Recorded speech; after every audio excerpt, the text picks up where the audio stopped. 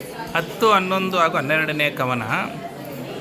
ಈಕೆಗೆ ಹಣೆಯ ವರನಿ ನರಲೋಕದಲ್ಲಿ ತಾ ಕಾಣೆ ಅರ್ಜುನನ್ ಈ ಕುಮಾರಿಯ ರಮಣನೆಂದೇ ಮನದ ಸಂಕಲ್ಪ ಇತ್ತು.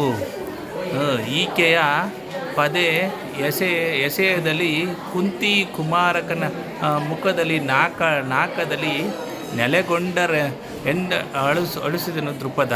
ಅಂದರೆ ಇವಳಿಗೆ ಅನುರೂಪನಾಗಿರುವ ವರನು ಭೂಮಿಯ ಮೇಲೆ ಇದ್ದಂತೆ ಕಾಣೆ. ಇವಳು ಅರ್ಜುನನ್ನು ಮದುವೆಯಾಗಬೇಕೆಂದು ನಾನು ಸಂಕಲ್ಪ ಮಾಡಿದ್ದೆ. ಇವಳಿಗೆ ಆಪದೆಸೆ ಆರಂಭವಾದ ಕೂಡಲೇ ಪಾಂಡವರು ಸ್ವರ್ಗಲೋಕದ ನಿವಾಸಿಗಳಾದರು ಎಂದು ದೃಪದನು ದುಃಖಿಸುತ್ತಾನೆ. ಜ್ವಲನ ನೆರೆ ನುಂಗಿದನೋ, ಮೇಣಂ ಜಲಿಸಿಬಿಟ್ಟನೋ ಬಲ್ಲನಾವನು ಕಲು ಹೃದಯನ ಈ ಕಮಲಭವನಿ ಪಾಂಡು ನಂದನರ ಸುಳಿವ ಸೆರಸಿನ ಕಟ ಹೂವೆ ಹೆಗಳಲವಿ ಹರೆಯವೇ ಶಿವ ಎಂದಳು.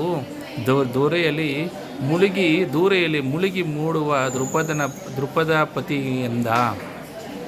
ಅಂದರೆ ದೃಪದನು ಪಾಂಡವರನ್ನು ಅಗ್ನಿಯು ಸುಟ್ಟನೋ, ಎಂಜಲು ಮಾಡಿ ಕೈ ಬಿಟ್ಟನೋ. ಬಲ್ಲವರಾರು? ಬ್ರಹ್ಮನ ಹೃದಯವು ಕಲ್ಲಿನಿಂದಾಗಿರಬೇಕು. ಪಾಂಡವರು ಭೂಮಿಯ ಮೇಲೆ ಸುಳಿಯುವುದು ಅವನಿಗೆ ಸಹಿಸಲಿಲ್ಲ. ಗೊಂಬೆಯಂತಿದ್ದ ಆ ಹುಡುಗರಿಗೆ ಸಾಯುವ ವಯಸ್ಸೇ ಎಂದು ಅಳಲಿನ ನದಿಯಲ್ಲಿ ಮುಳುಗಿ ಮೇಲೇಳುತ್ತಿದ್ದನು ಎಂದು ಬ್ರಾಹ್ಮಣನು ತಿಳಿಸುತ್ತಾನೆ. ಅರಸ ಕೇಳುವನು. ಸಕಲ ದೈವ ಜ್ವರಳು ಶ್ರುತಗಳಲ್ಲಿ ಋಷಿಗಳ ಪರಮ ಸಿದ್ಧಾಂತದಲ್ಲಿ ಮಂತ್ರಾವೇಶ ವಚನದಲ್ಲಿ ಧರೆಯೊಳಗೆಳಲು ಪಾಂಡವ ಸುತರ ಸಂಚಾರ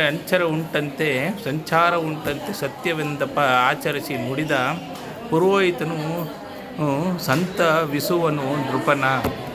ಅಂದರೆ ದೃಪದನು ಪಾಂಡವರ ಯಾರೋ ಇಲ್ಲವೋ ಎಂದು ದೈವಜ್ಞರನ್ನು, ಶಾಸ್ತ್ರಜ್ಞರನ್ನು, ಋಷಿಗಳನ್ನು, ಮಂತ್ರಾವೇಶ ಬರುವವರನ್ನು ಕೇಳುತ್ತಲೇ ಇರುತ್ತಿದ್ದನು. ಈಗಲೂ ಪಾಂಡವರು ಭೂಮಿಯ ಮೇಲೆ ಸಂಚರಿಸುತ್ತಿದ್ದಾರೆ, ಇದು ಸತ್ಯ ಎಂದು ಪುರೋಹಿತನು ದೃಪದನನ್ನು ಸಂತೈಸುತ್ತಿದ್ದನು. ಧನ್ಯವಾದಗಳು.